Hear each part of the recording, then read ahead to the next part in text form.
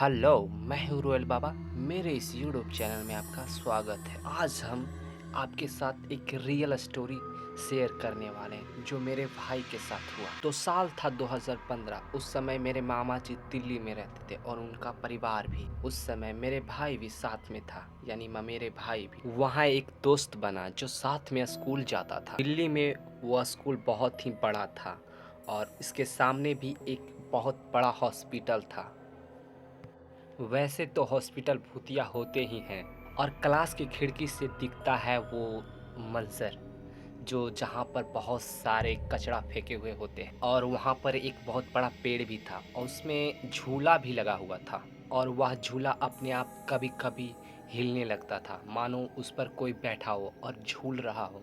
कुछ दिन बाद हुआ और मेरे भाई का दोस्त अचानक से उसका डेथ हो जाता है, जिसके बाद मेरे भाई बहुत ही शांत रहता था। और वो सब माहौल देखने के बाद मामा जी उसे गांव भेज देते हैं, जिसके बाद जो हुआ वह सोचने लायक था। गांव में मेरे नाना नानी और छोटे मामा मामी थे। गांव में आने के बाद रात हुई और जानते हैं, हम सब भी जानते हैं कि गांव में लाइन हमेशा नहीं रहता। उस समय दिए और टॉर्च से काम चलाना पड़ता है और घर में एक ही टॉर्च था। मेरे भाई तो सो गया। वो भी एक पुराना सा रूम था, उसमें एक कोठी था जिसमें चावल रखा होता है। कोठी का तात्पर्य ये है कि वो अनाज रखने वाला एक मिट्टी से बना हुआ एक बहुत बड़ा डब्बा। मेरे भाई तो सो गया, लेकिन अचानक उसका आँख खुला 2 बजे।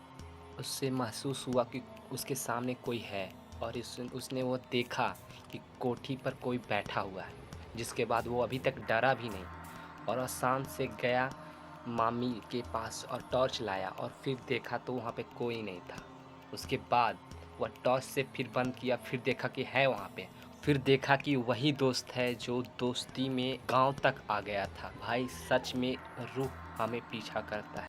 अगर वीडियो अच्छा लगा है तो लाइक, कमेंट और शेयर कर दें और मेरे चैनल को सब्सक्राइब जरूर कर दें।